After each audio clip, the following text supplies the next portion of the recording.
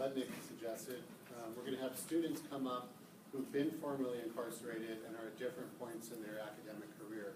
We have people from City College, people from Cal State, people who are in graduate school to share their experiences and their own personal narratives. So if I could ask you all to come on up.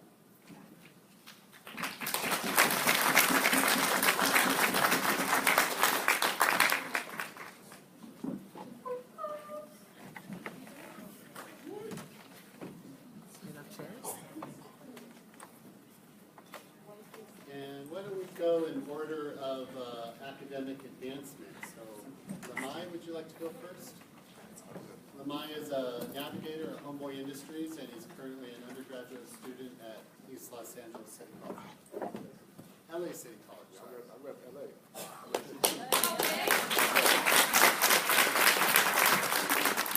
Good morning. Yeah, I had to make it clear. I rep LA City College.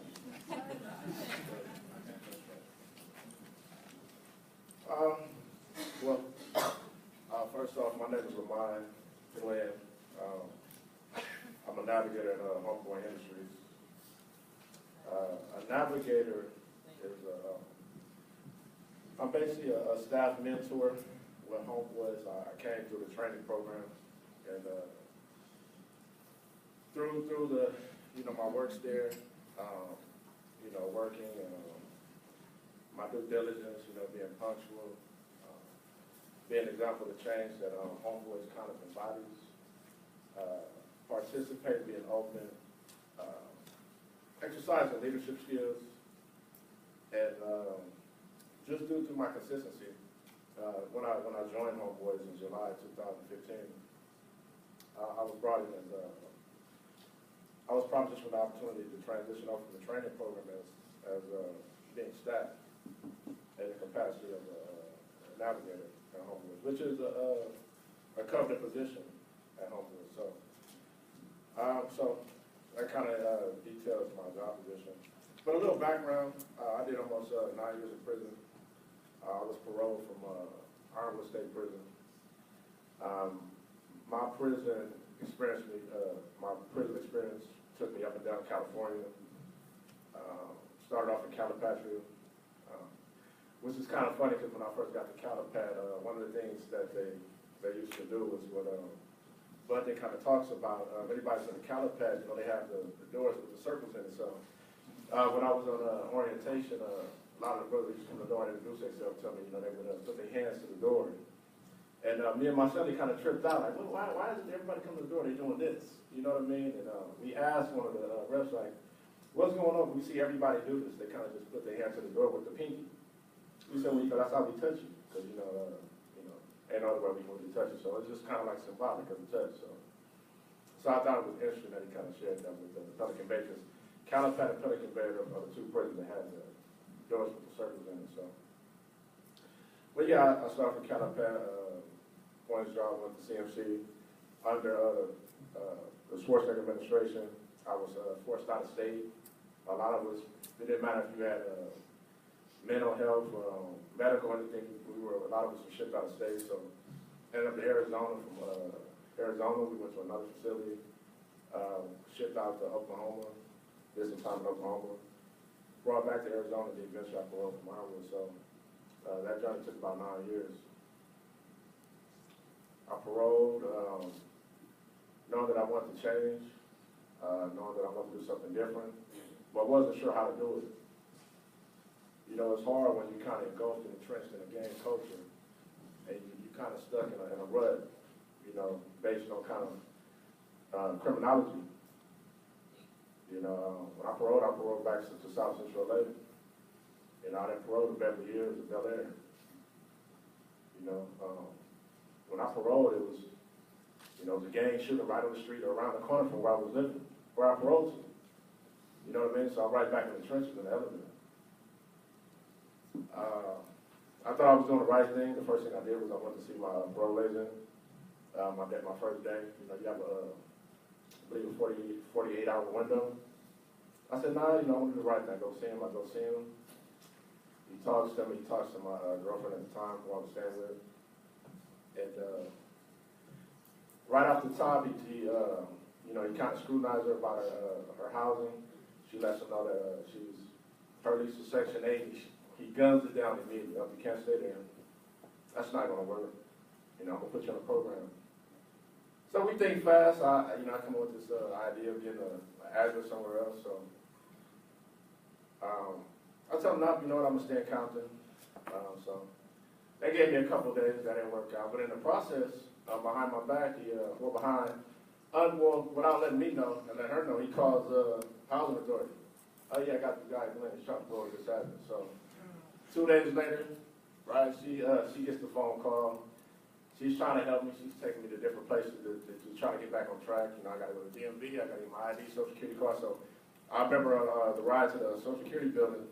You know, she gets the call from housing authority, and they're like, "Yeah, we got a tip. You know, you got a felon boyfriend, this and this and that." And you know, she's kind of spooked. She don't know what I don't know what to do. So, make a long story short, I turned myself in, and the option was a program, the Amity Foundation. So it was hard, but it was tough. And with that, I ended up at the Amity Foundation. It was the Amity Foundation that I heard about Homeboy Industries, and I went to Homeboys eventually, one of the occupants of the program. It was at Homeboys that I kind of found out some of the services they offer, because I never heard of Homeboys prior to that. Eventually, I joined Homeboys through the director, Hector Verdugo. You know, he brought me in. I was going to make through Homeboys. It wasn't Father G. I remember my first month there. We had a big conference, and I met Brittany, which is our coordinator at Homeboys, and she kind of talked to me about college and stuff, and I was interested, but I wasn't really kind of bought in. You know, I didn't really see how, you know, the time would work for me, you know, to go to college and then be working and trying to get my life on track. So there was another person there, Caesar Cruz, who's now a doctor now. He kind of tasked it to me, and he planted a seed, man. He said, man, you know, he talked to me, he said, what if you were to go back to school and just take one class? What if you would start with one class? And, you know, I thought about it, and it made a lot of sense. And so I said, yeah, I can do one class. You know, I can do a college class. You know, I got my high school diploma. I can do one. I can manage one. So with that, it started the conversation. So I hooked up with Brittany and kind of looked at my options and did some tours. And, you know, with Mario Escalante, the counselor at LAC, did a tour, checked out LACC. And I made that decision last year to go ahead and fight the good fight and go to college. So I enrolled last year with sociology being my major. I enjoyed the class. It's not easy. It's a struggle, being that I was so many years removed from high school, so I had to kind of get back on the flow of, you know, writing papers, studying, critical thinking, but it was well worth it. You know, I enjoyed the process and the journey that came with it. And the journey continues today. So, interesting enough, last semester I joined, I had an African American Studies class. Very enlightening, very informative. So, to that college pursuit of getting a degree in sociology, I added African American Studies to that. Right. So today I'm driven by a lot of the things that I learned, a lot of people that I meet. You know, Robert White is a great man. I see him on a regular basis at Homeboys. Sociology major, so obviously when I do transfer here to Cal State LA, I'll be in his class, right? I'm also driven by a lot of examples before me, you know, that things in the world that's happened, movements, you know, like the Civil Rights Movement. When you talk about education, you know, I couldn't help when I was sitting and think of Martin Luther King Jr. And, you know, one of the things he says on education is he says that the function of education is to teach one to think intensively and to think critically. Intelligence plus character, that's the goal of true education.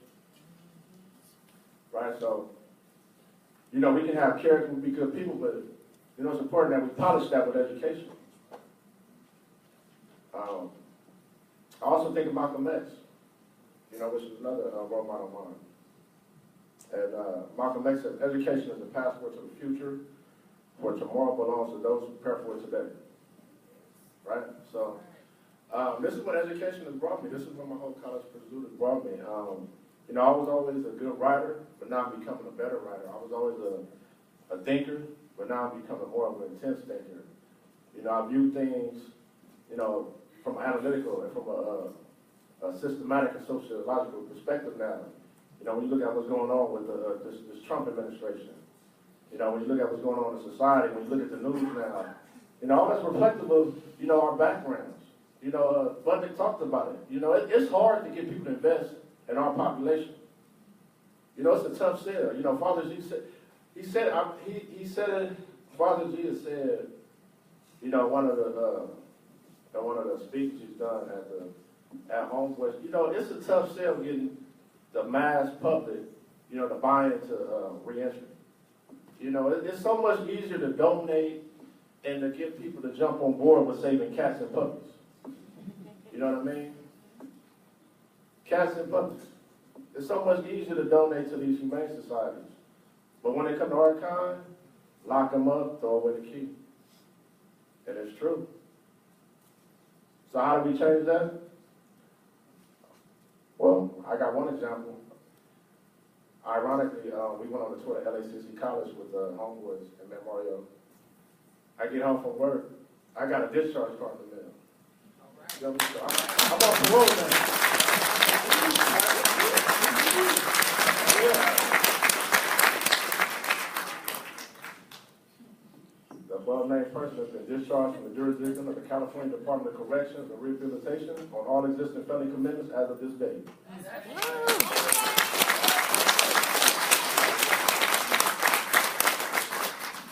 So this is my example. This is what we have to continue to show, you know, the governors and the Senate, you know, our city council, our board of governors, that change is possible.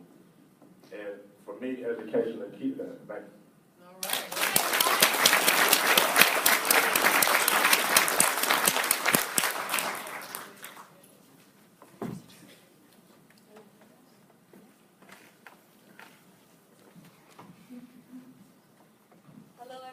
I'm very grateful to be here today, and I thank you all for speaking, who spoke already. My name is Raciana Rocha. I'm a sociology major here at Cal State LA. I'm going to tell you a little bit about my background, a little bit about my stint I did, and then a little bit about what I'm doing now and how I got to where I'm at. So I pretty much, you know, like similar other people who have been incarcerated, grew up with two addict parents. So that left plenty of room for dysfunction. I lost my mom when I was 13. After that, it was pretty much downhill. I got kicked out of 8th grade, high school dropout, and the apple doesn't fall far from the tree. I grew addiction as well. I had my daughter at 20 years old, and that was the first time when I was like, okay, I need to start turning my life around.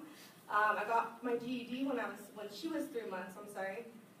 And but I was still using, and at the height in my addiction, I thought it would be good to rob some banks. So yeah, that did not go well. Basically, I was running with the wrong crowd still because of my addiction, and me and somebody I knew decided to go rob some banks throughout the Southland. We robbed about 5 banks, and yeah, you don't really get caught. I mean, you don't get away with that. We got out of the banks, but you don't get away with that because of the cameras. So shortly after that, I was all over the news. And the thing about me being on the news is that I have a very, very unique name, Raciana Rocha. I'm pretty sure I'm the only one in the world with my name, so I smutted it up real good. So I did a 4-year stint in federal prison. I did 6 months, and we were the newlywed bandits, just to throw that out there. You guys Google me, you know, people don't even have to do background checks on me. You just Google my name and everything comes up. So I'm trying to turn it around so when you Google my name, a lot of positive things will come up, which, as I'll explain a little bit, I'm getting there. So like I said, I did 4 years in federal prison. Because of, you know, my good luck, I was housed in Minnesota instead of California where my family's at. So I was out there for a while. I came back, did my 6 months halfway house. I wasn't offered a lot of resources. One resource that I do contribute my pathway to education is the Department of Rehabilitation. That's a state agency. They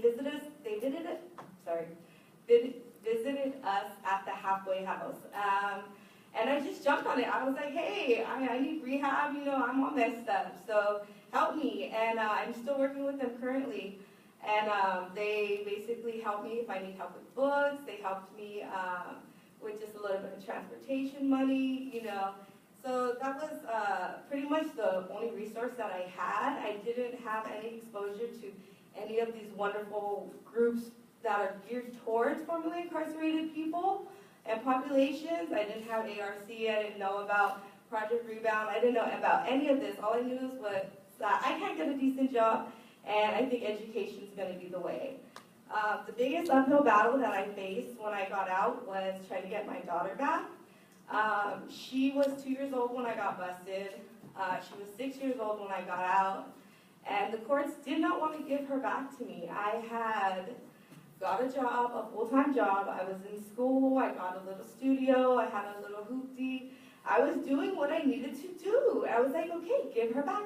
And the judge did not want to give her back because the judge was expecting for me to go back to prison. And that's what they do. I mean, look at the recidivism rate. That's all they go by. They don't ever listen to our stories. So it took a 2-year struggle. It was an insidious struggle, trying to get my daughter back. And finally, in 2013, I got my daughter back. And after that, I felt like I had my heart back in my chest. And that's when I finally declared a major, because I was like, I don't know what to do. I can't do anything. All I'm focused is my daughter. But I was going to school for 2 years already. And then in 2013, I said, screw it. I'm going to be a paralegal. I'm going to take this paralegal program. I'm going to graduate. Somebody's going to give me a chance. And if they don't know, well, at least I have a degree. So then I ended up declaring my major. And then what was another turning point for me was I was working as a student assistant in the admissions and records department at Mount Sac College. And I had been living in the shadows the whole time, kind of like never talking about my case. I would mention I have a daughter, but I don't have custody. I wouldn't even tell them I don't have custody of her, because then I have to explain that I was in prison, and then I have to explain I was a drug addict, and then it was just like too much. So I just stood silent. And when I did go to counselors at my college, and I would tell them what I was struggling with, they had no idea how to address issues like that. They looked at me like I was the alien, and I was just like, okay, I'm just going to go back to class and just try to keep on treading. So anyhow, so I walk into admissions and records one day to go to work, and I see a girl there, and I go, oh my God, we were formerly incarcerated together. So then now I have this ally. That's what it took for me to really prosper and flourish, was I needed an ally that I could talk to about my unique struggles, about what it is like to be formerly incarcerated and to be dealing with probation, be dealing with courts, trying to get your kid back, dealing with all these things that are unique to our population. And so we just became the utmost friends. We're still very good friends now. And she encouraged me to actually apply for scholarships, because she had just won one. So I applied for scholarships, and I won. I won a scholarship in, thank you. I was awarded a scholarship in 2014. I applied again and won a scholarship in 2015. I was awarded another scholarship in 2016. And this is all just from applying and telling my story. I was awarded the 2016 Mount Sac Student of Distinction. This is 20 students out of the entire school that are selected for this. Further, I was awarded the Faculty Student of Distinction. This is 5 out of those top 20. I was selected as a recipient of the 2016 Worthy Women Scholarship from an online company in New York. And then I transferred here to wonderful Cal State LA as a sociology major. And guess what happened? Scholarship from the sociology department, which I'm incredibly grateful for. And thank you guys. I was awarded, along with some of my other cohorts, the Francesca Kiki Alexander Scholarship through the sociology department. And then, because this is such a focus, a core of my life, I, of course, was doing my research for my qualitative class on formerly incarcerated people and the impacts of the factors that impact recidivism. my teacher introduced me to Robert Vida, Dr. Vida, and then I met Kevin, Anthony, so now I'm going to be working with Project Rebound, which is amazing. I look forward to helping other people who go through the same struggles and find their way to a better life through education and helping each other out.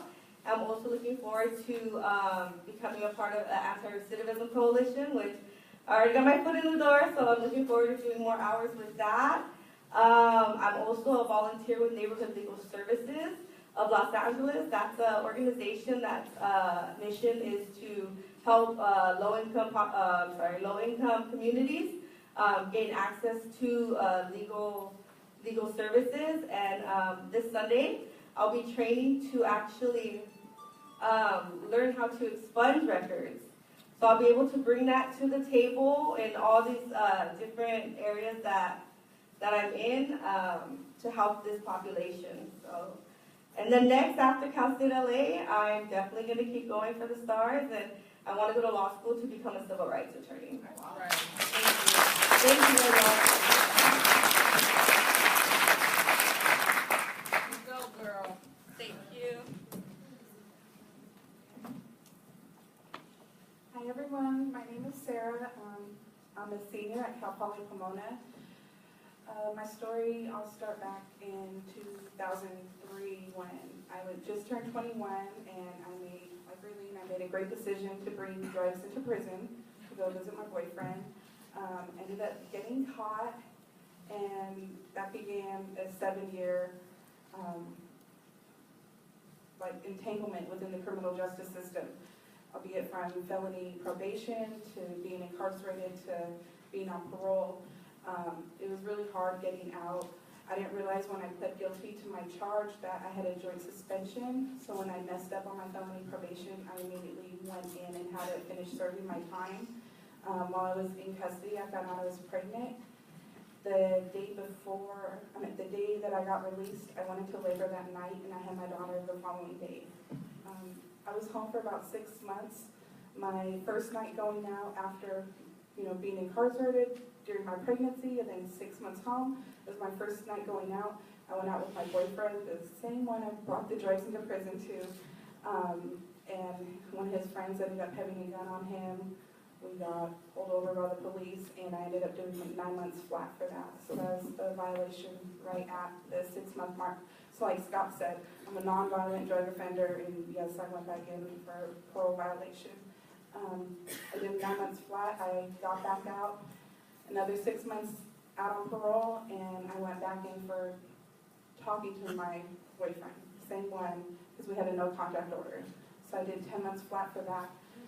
At this point, when I parole, my daughter is like, I don't know, 2, 2.5, 3, and I just decided, something needs to change. I was tired of going back in and I didn't feel I was doing that bad to, be having to go in all these violations, but I just realized I really needed to buckle down and just not do anything that parole told me not to do. And that would be the only way that I'd be able to get off parole. And it seemed like the minute I made that decision and just followed all the rules of parole, it just got easier. And within 6 months, I think I maxed out on parole. I ended up getting off. I haven't been in trouble since. I spent about 1.5 years looking for work. Before getting incarcerated or getting my conviction, I never had trouble finding work. I had been working since I was 16, but now it was hard. So about 1.5 years in, I ended up finding a job at a check cashing only because it's family owned. They did background check, and he remembered me from when I used to work when I was younger, cashing my checks. So I got my foot in the door. I started working, but he was taking advantage of me. I wasn't getting paid overtime, wasn't getting paid holidays, all this other stuff. So I just, after a couple of years of feeling stuck and getting taken advantage of, but nowhere to grow, no other opportunities, I decided that I would take my chances going to college. So I took it easy, took 1 class just to see if I could do it. I passed, I got an A, it was a biology class. I was super proud of myself. So I said, you know what, I'm gonna go back, I'm gonna try 2 more. So I went part-time, did 2 more classes, got A's. and I just fell in love with college at that point. I went ahead and quit my job because I realized I could get more money with financial aid than I could get while I was working, and I just took classes full time. So it took me about, from that point, 2 years to get out of Citrus Community College. When I was there, I had about a year and a half in. I had a year in, I had to pick my major. So I went and seen a counselor to declare my major, and I asked her what kind of careers are available that are felony friendly that I can do with a felony, and she looked at me and said, "What's a felony?" So I realized at that point, just like Raylene, like I'm not going to get much help from her. Hopefully when I go on to the next level, there'll be people that can be there and help guide me. Luckily there was. So I ended up graduating from Citrus College. I transferred over to Cal Poly Pomona, and I went into Cal Poly Pomona with the mind frame of I want to go further than just my bachelor's. And I think that really helped because as a transfer student, the time goes so fast. You know, if you want to go on to your master's or your PhD, you need to have research experience, you need to have volunteer experience, and this is something that going in as a freshman, these kids are knowing these professors, they're getting that, but as a transfer student, you literally need to get it your first year there. So I went ahead and started making the connections with my professor. I got in a research group. I just recently presented my research actually last week at the Western Psychological Association up in Sacramento. It's a big psychology thing.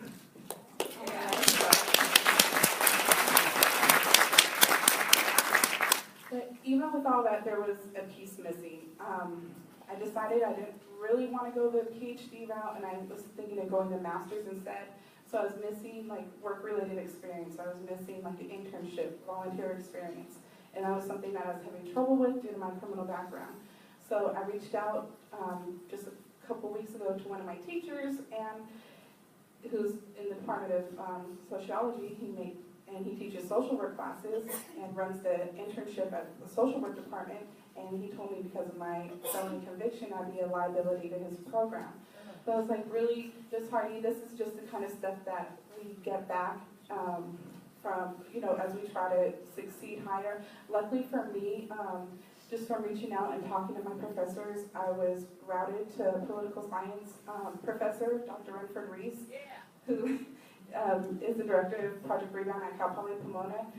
He has been super motivating and just really took me under his wing and has been keeping me busy this year with stuff. I took one of his classes. I was able to actually go into Northwest State Prison and visit with them and talk to the inmates there because it's now been 8 years since I've been on parole, so I do not have to touch me. And that was a big moment for me because I'm so used to being excluded for stuff. And when I first took his class and I saw in his syllabus that we'd be going into the prison, I just automatically knew, like, okay, I'm not going to be able to do this. The night before, he told me I got approved. And I was super excited, and I finally felt like for once I'm included. And it was a good feeling. And he's, what Project Rebound, I'm part of the first cohort at Project Rebound at Cal Poly Pomona. And what it's done for me is just, it's given me that, first, the mentorship from him, also the camaraderie with other Project Rebound members. And on top of that, I've been able to act as a student liaison for Project Rebound, so it's giving me that work-related experience. It's being able to fill those gaps in my CV that were empty due to my felony conviction. I'm also volunteered for his reintegration academy that just finished up at the Claremont Colleges, where we took 39 parolees, 30 of who were recently released lifers. And it was like an 8-week course, so I worked there interning. So because of meeting him and Project Rebound, I was just, the doors open, and now I have all these other things that I'm doing that I can put down as work-related experience. And I reached out to Scott in the hall and told him I want to be his first nonviolent drug offender member for ARC, so I'm going to be doing that. And I think that's what's important about Project Rebound, is just providing these real-life examples of people that are succeeding. Just even this gentleman in the front and the other one that was speaking, another one that was speaking up here, just seeing them be able to succeed, go to graduate school, get their PhDs. That was something I was worried about with graduate school, was if I'm having a hard time finding an internship here at an undergraduate level, how hard is it going to be for me at a graduate level when I've invested all this money into graduate school? Am I even going to be able to find an internship? And my professors didn't know. They didn't really know. They just said, try, you know, you're gonna have a harder time than most people, but just try. But that really wasn't a definite answer. And that's something like Project Rebound has really done for me, the director. Mr. Bell up in San Francisco, like he has his master's degree in social work. So just being able to meet Jason Bell and just seeing like there's a real life person example who has a criminal history, who was able to go on, get his internship through his graduate program and succeed was like, okay, that's all I needed. I just need to see these real life examples of people succeeding. And I think that's a big part of what Project Rebound is about, as well as just what we're doing here today. So thank you.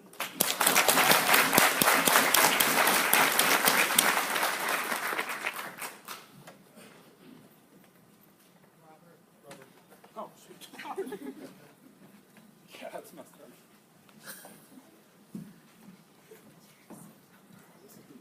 Hello? Okay, this is kind of weird. So I've done some public speaking recently and not with the microphone, so I'm going to try to get used to this. So I saw Budnick kind of playing with it. Yeah, I'm going to get my ass beat by it. Okay, so I'm Robert, and you guys are really serious. And I'm kind of a loose guy, so I hope you don't take it as disrespect or something. I'm just a loose dude. That's just my thing. Okay, so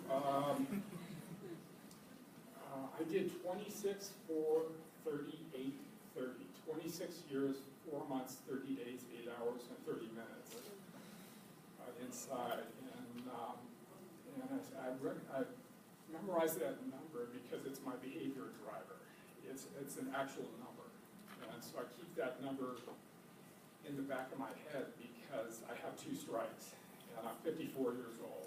So really this is my only shot at freedom.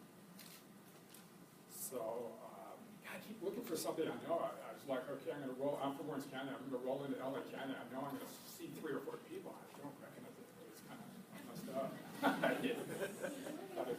Talk to the fellas and say, where were you at? Okay, so, what do I have to say now? Totally ready for you. Okay, so I've got my behavioral drivers. So what I do is I have these tools. I read the Bible daily. I've got a Christian wife. I exercise. I stay off the weed and alcohol. And I've got education. And they're all designed to keep me within the lines. So I don't know if that makes sense, because I've got, I did all that time and I instantly paroled, but I've still got a ghost within me. I've got my former prison behavior. You really have a strong reaction to it. And so I've got my, I'm really vocal. Just bear with me, I'll find the target here. Okay, so kind of highly caffeinated too, so. So I've got my prior prison behaviors, and it sounds bad, but I want to get violent. I want to get violent, I want to get tested, and I want to pass that test, and I want to be accepted by my peer group. And it sounds messed up, but it's just how it is, because that's what kept me alive inside. But now I'm outside, so I have to change my behaviors. So I've got these tools, and education's been a particularly good one, and my Christianity. So Project Rebound.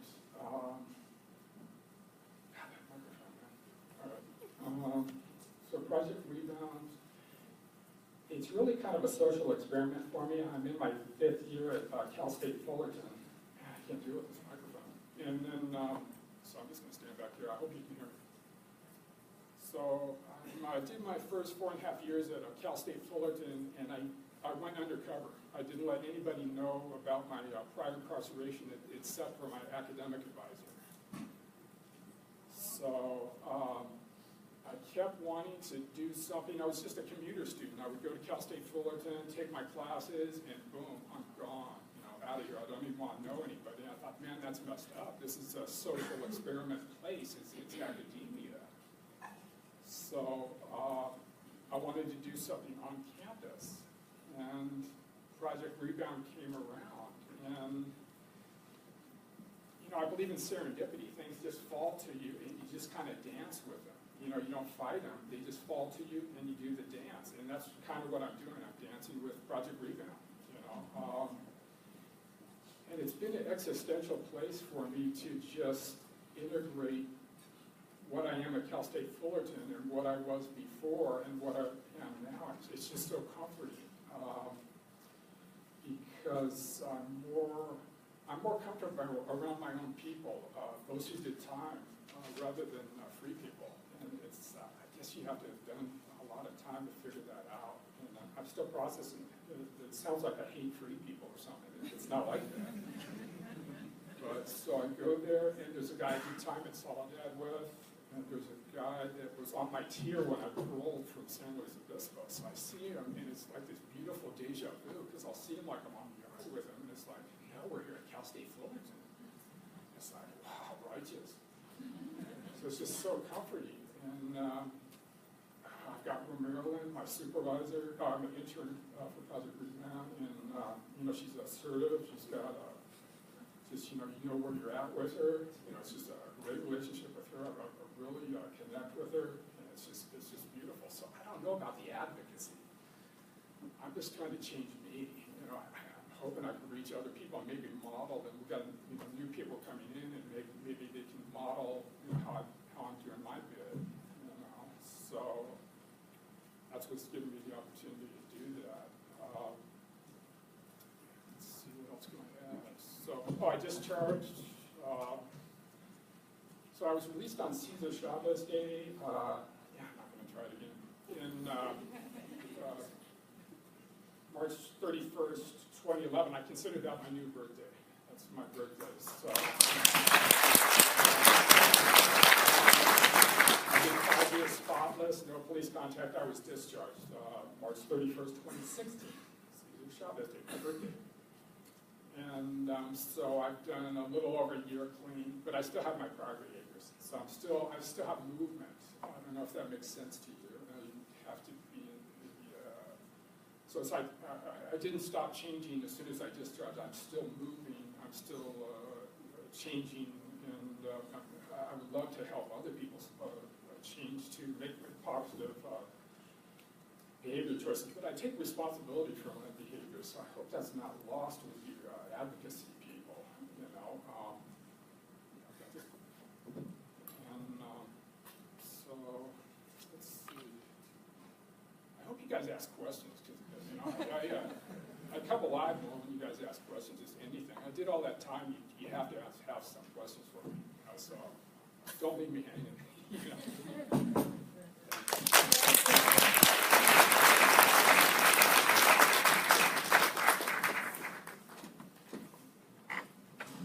Hi everyone, you guys look like you're falling asleep, so do you guys want to do like a stretch or shake your hands or something to wake up? Because see everyone's head down and falling asleep. Okay, so my name is Lily, and I'm currently a graduate student at Cal State Northridge. I come from a background of trauma. I grew up in South Central Los Angeles. I was raised by my single dad on his own. I was a pregnant teen. I was in foster care. I was in a group home. So all of these things that you can think of that can go bad kind of went bad. And so when I was in high school and I was pregnant, I walked into the career center or the transfer center, one of those centers, asking for information on college. And they looked at my stomach and she pretty much laughed. And during my senior year, when everyone was shopping for prom dresses that were nice and skin tight, and all the girls were like talking about losing weight, and I was trying to find a prom dress that fit my big old panza from being pregnant. So from there, I married my baby daddy. So, you couldn't tell me nothing. I had, rhinestones on my jeans. I thought I was cute. And I made my way to community college. I started off at East Los Angeles College. And there I found a grant called C Campus Child Care Access Means Parents in School. So I continued with that. I transferred, and I was accepted to Cal State Northridge. During this time, my then husband was arrested for a murder and attempted murder. A year later, I was arrested with him in conjunction with that case. So at this time, I was also working for the County of Los Angeles as a fraud investigator. And because of that, when I was incarcerated and fighting my case, I was placed in solitary confinement. So I served 2.5 years in solitary confinement.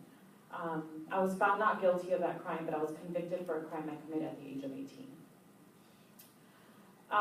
When I got out, school and education was the last thing on my mind.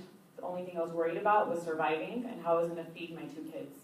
I heard of Homeboy Industries and I knew what they did, but I didn't know how they did it. I wasn't a gang member, so like, how are they going to help me? So I walked through those doors like many of us have that have gone through the program, and I started off scrubbing toilets and cleaning windows. I was part of the custodial team. From there, in passing, I kind of mentioned to Brittany that once upon a time I was accepted to Cal State Northridge. And so then she committed identity theft and went online and had me reapply. I'm just kidding. She made me reapply to college, and she kept hunting me down and telling me, like, when are you going to go back to Cal State Northridge? But that wasn't on my mind. I was like, I have these 2 kids. I'm making minimum wage here. Like, I need to survive. What are you talking about, education? I ain't got time for that. And so she encouraged me to apply, and we called the university and got all the information on how to go about it. And she sat down with me in front of that computer, and we applied. And she kept on asking me after that if I had gotten my acceptance letter. And I'd come home every day and I'd check the mailbox and there was no freaking letter. And I was like, you know what, I don't even want to go to CSUN anyway, like, screw them. And then Brittany's like, dude, have you checked your email? And so I checked my email and there was my acceptance letter. But little things like this, even though I was only gone for a short amount of time, were new to me. Because when I applied the last time, I got a letter in the mail. So once I started going to Cal State Northridge, everything was new to me. I felt like I didn't belong there. I was worried about people finding out that I was formerly incarcerated. Those stigmas and those stereotypes and what people would think and what is a literature review. And so I struggled, and I wanted to be so under the radar that I didn't know how to ask for help. And because of that, for one of my classes, I took an incomplete, which completely screwed my graduation plan. But there was no one else there like me. And I read this article about this guy, some of you guys may have heard of him, his name is Danny Murillo, and about this organization that he started called Underground Scholars at Berkeley. And at the time I hadn't heard about Project Rebound. And so I wanted to bring something like this to my campus, but those conversations at Cal State Northridge weren't even happening. We weren't having conversations about incarceration or anything like that. So what we did was we had a panel discussion at Northridge with nothing but formerly incarcerated students. And to them, that just like blew their mind. They're like, what is this? And from there, we went ahead and we created an on-campus student organization called Revolutionary Scholars in support of those that are formerly incarcerated. So that's where we're at right now. But when I was at CSUN, you know, you guys have talked about some of the struggles, like what are we going to do after we get these degrees? And that's something that I struggle with as well. When I was sitting at my department chair's office, he kept asking me, what are you going to do after graduation? And I kept thinking, like, do you know how hard it was to even get here? There was times where I couldn't go to school because I didn't have money to put gas in my car. You know, I didn't have money for books. My professor paid for them. For my graduation, I didn't have the money for the cap and gown. Like, I really struggled. I didn't have resources or anywhere to go. And it was really the support of my community and Homeboy that really got me through it. So that's the importance of having these spaces and having these conversations. And also big ups to, you know, having 3 women on the panel, because I feel like when we talk about incarceration, we're often not a part of the conversation. So thanks for that. But being an undergrad for me was such a struggle that I couldn't even imagine going to grad school or what that would look like. And I applied and I was accepted, and I still don't know what I'm going to do, because for many of us, we've been creating our own paths.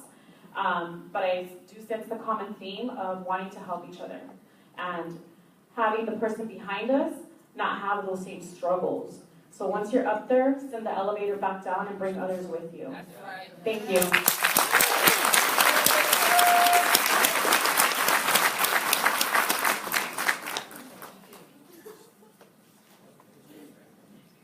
Saying it's lunchtime. Oh, no? Q&A. Oh, Q&A, okay. You know what's on my mind, okay. Who wants to put Robert on blast? Hey Robert, what do you plan to do like after you graduate and Yeah, future plan? can you hear me? Yeah. Come on, Robbie. You can do it. You can do it. Oh, okay, so my sister's a marriage and family therapist, so I'm kind of modeling her.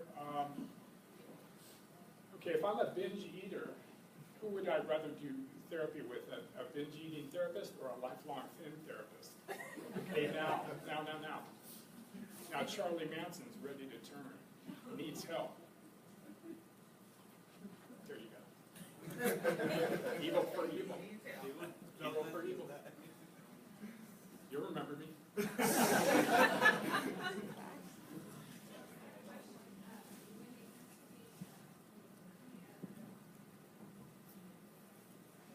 We can't really hear you. Can you speak up a little bit?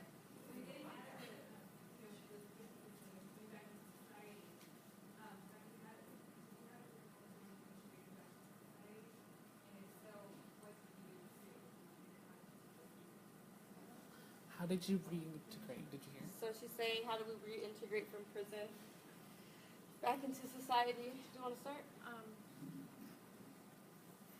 Oh yeah, sorry. I think it's a process. There's times where I still get triggered, where things still remind me of having been in prison. Certain scenarios, like this room not having windows, is really messing with my head. But I'm pushing through it. But there is no roadmap as to how we re-enter. The importance for many of us has been support communities, because we can't go at it alone. But not only that, but if we look at our current laws, like banning the box, that's great. But we need to change hiring practices as well, because banning the box only goes so far. For myself, it's a continuous struggle. I have a therapist, and she's amazing. So that's been really, really helpful. But sometimes, rejection is hard. So for me to put myself out there and apply for a job and get rejected is hard. I didn't want to apply to grad school because I was afraid of a rejection. So again, I think it's just the importance of support.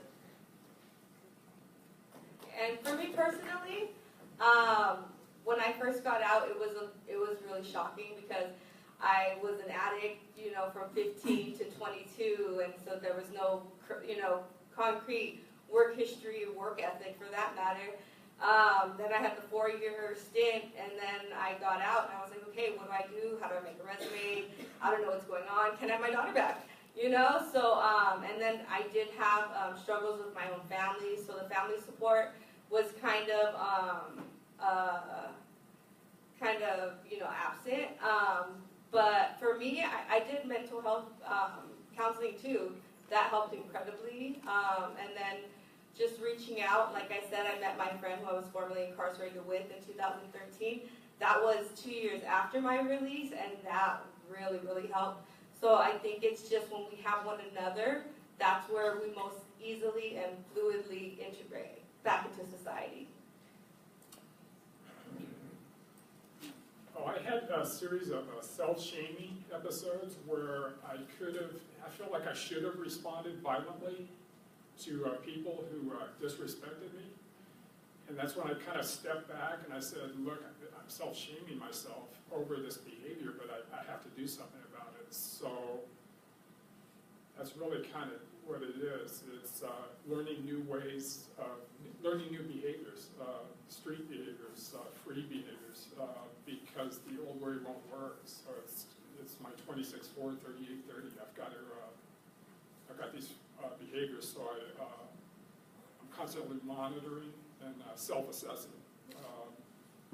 Am I doing right? Am I have I made the right decisions? So I'll almost I keep a log of it too. I'll take a look at things that have touched me emotionally or my beliefs, and I'll self-assess, almost in like a third-person type of view. And it's just how I have to do it because I've got over a quarter century behind the wall. So I got to do it or I'm going back. So it's kind of that 26, 4, 38, 30. I've got to change. So I don't know if that helps you. I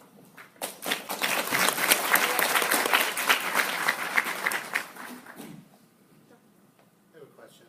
Of course, I work with this population constantly, and I'm marginally a part of it, though I never spent the kind of time you guys did. And it seems like the biggest impediment to people getting into, coming out of incarceration and getting into education and succeeding at it, which is something that you all have clearly done already, is getting over a certain pathology that I call the case of the fuck-its.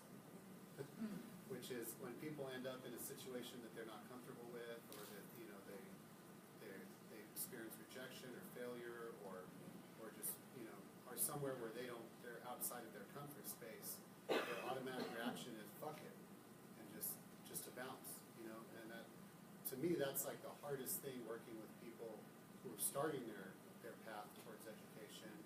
Is I can tell them, hey, go stab this dude, all right. But if I tell them, hey, go sit down in a class where you don't know where you're at, and you don't know no one there, if you feel like you don't understand something, speak up and ask a question. You might look stupid in front of everyone. Oh, fuck it, I'm just going to leave and just forget about it, So maybe you can give kind of advice for those that are seeking an educational career, and advice for us who help people get over that case of the fuck-its. What's your name, sir? Robert. Okay. Yeah. All right. Good morning, Robert. Professor.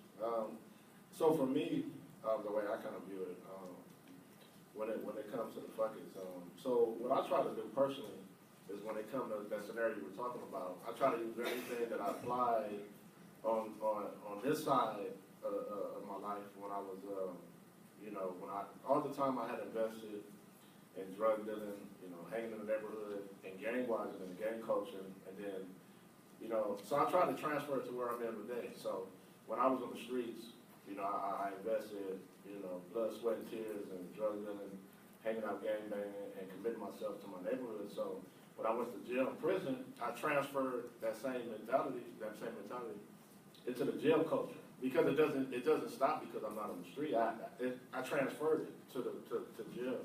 So the same mindset, even more so, it's even enhanced because you're in these jails and prisons.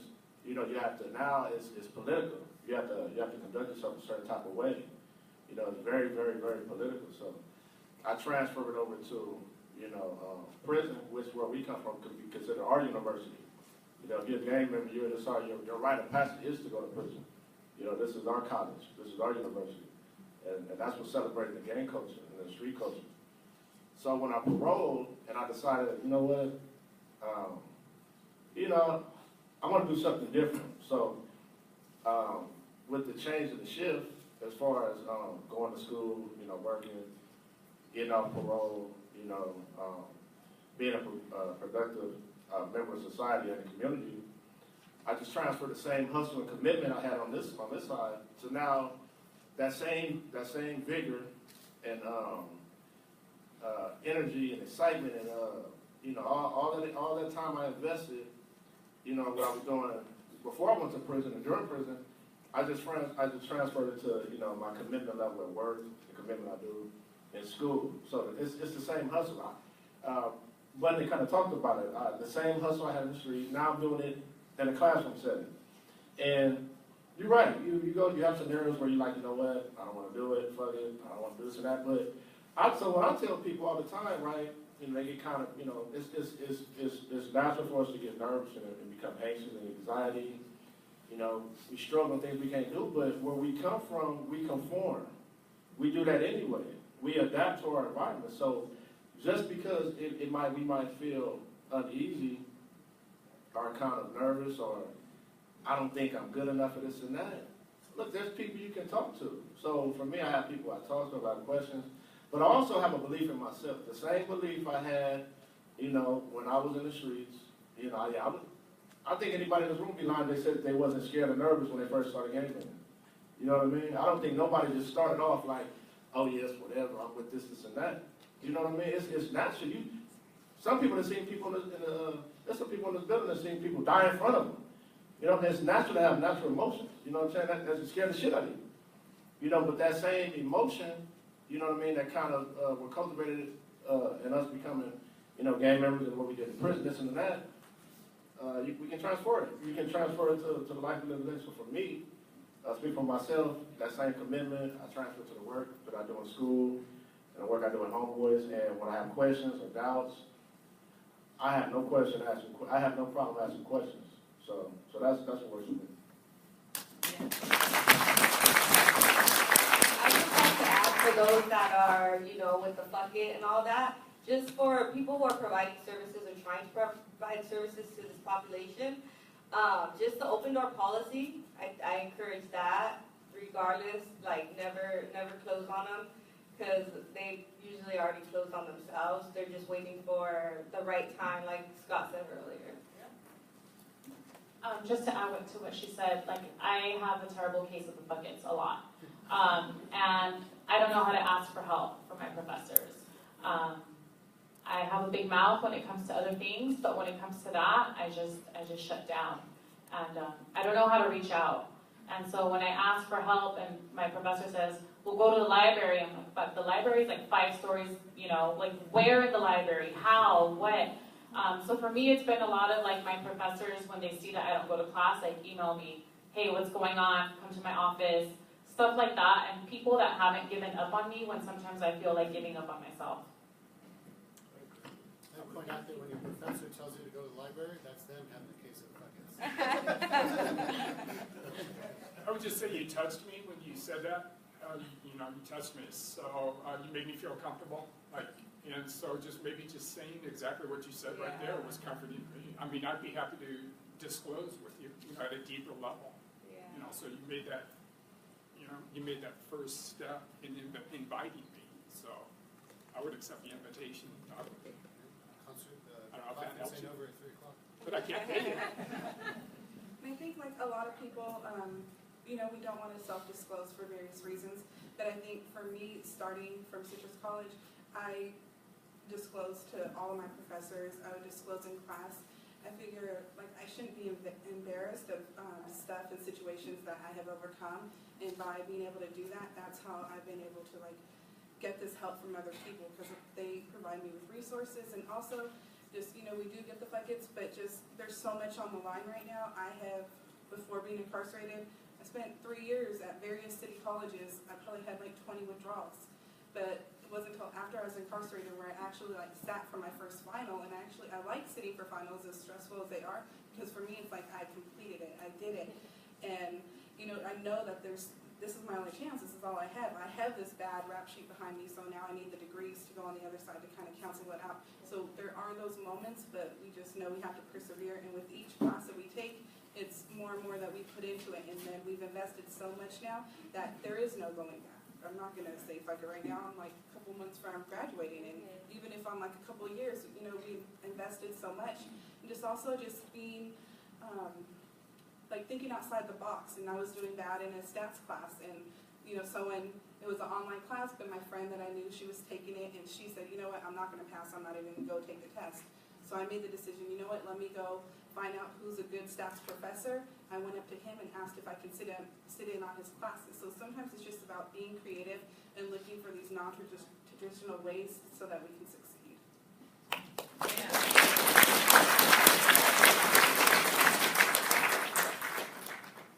Hi, going off of disclosure, so I'm part of an active group on my campus, and one of the problems that we have is be able to provide resources for people like myself who are formerly incarcerated or directly impacted, is finding that population on my campus.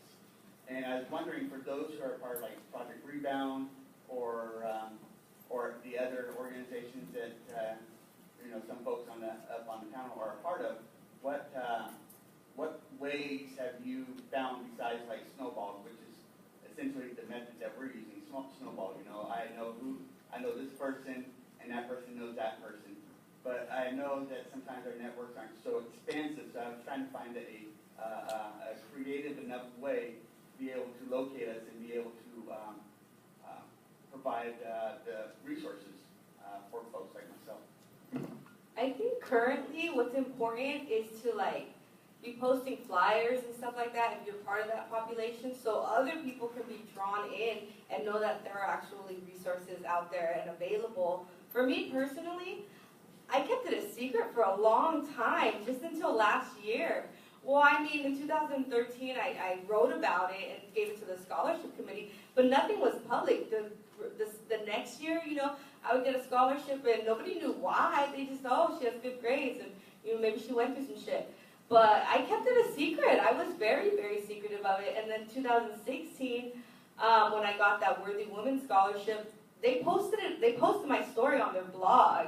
And that really, like, irked my nerves. I was like, oh my God, like, everybody can just read everything that I've gone through. It's like reliving the trauma. But once I got here, well, that helped break it. And then once I got here, I just, like, let it go, like Frozen. I was like, I'm going to let it go. I'm going to let it all out, because I know the more that I do that, the more people that I can reach and the more people that I can help, and it helps myself.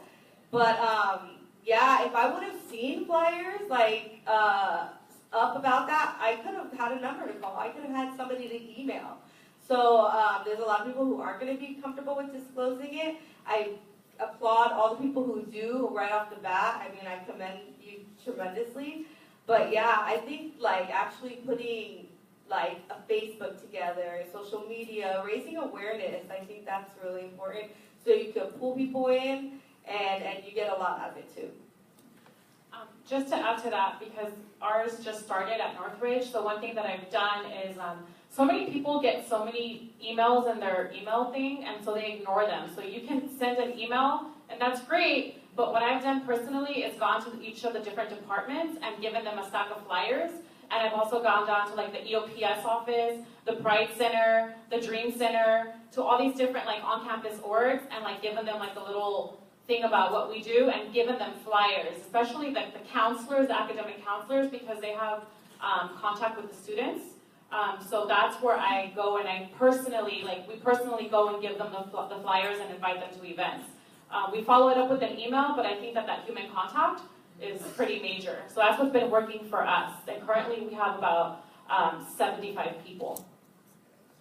And for us, also, like maybe your school newspaper would do a story for you, or also going around to the professors that you've had class with, start out there so you can feel comfortable and ask them, can I do like a 1-minute just spiel on what my program is about, 30 seconds even, just introducing it to the class before the professor even starts. That's what I've been having to do at Cal Poly to outreach to our potential participants, and that's how we've been recruiting people that way.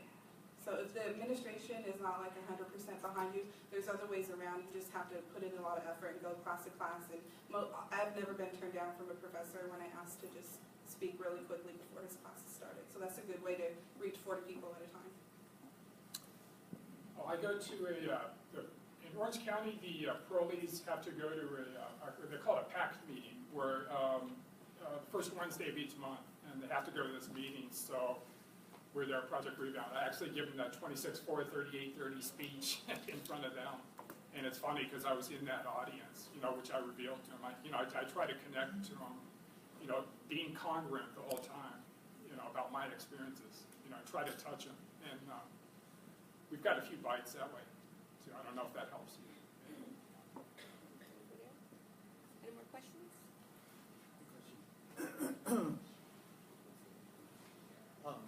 Regarding the buckets, and I applaud hearing all your stories, and it takes me back to my times. And but one thing, when I graduated from when I got my MSW from USC, like my attitude was like, I'm competing with other people that never had an experience. And I'll kid you not, I landed a good job for about 1.5 years, and then I moved on. And then another job opened up, and then that ended, and then I struggled for a minute. And then I went on probably 10, 15 interviews, where it became like, I called it the freak show. They wanted to know more how did you get from here to there? And on my last one, I had 2 interviews. I was going on the second interview for 2 places. One, I disclosed. The second one, I presented myself as who I was on paper, because that's all they were really seeing. And the part on the application where I said about felon convictions, I said I had some previous convictions. That's how I answered it. In the interview, the clinical director asked me, basically said, well, it looks like you had some past experiences, and you're at a different place. I didn't say any more. I just kept my mouth shut. Well, I ended up getting hired there as an analyst. And after 5 years of employment, I'm now a vested public employee. And my mind will think that shaming happens, and when I look back at that, in terms of this is career development, I didn't want to be like this in my mind. I wanted to be seen like on par with other professionals.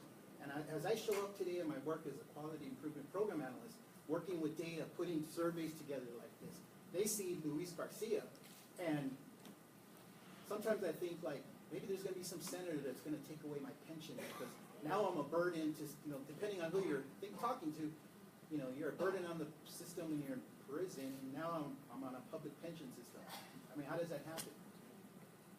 I guess for you, and I'm hearing your comments about support, I mean, I think for all of you, I think having that outside of your, outside support helps, right? I mean, I think I heard every one of you saying about having those communities of support for you, because it's tough out there. It still is tough today. I'm graduating and I'm picking higher, and the dream job is maybe getting to a state system, but yet we're still, that felon. You're going to have to go through that's embedded in the hiring process. So, hats off to your future, and I hope, you guys all end up somewhere where you want to be.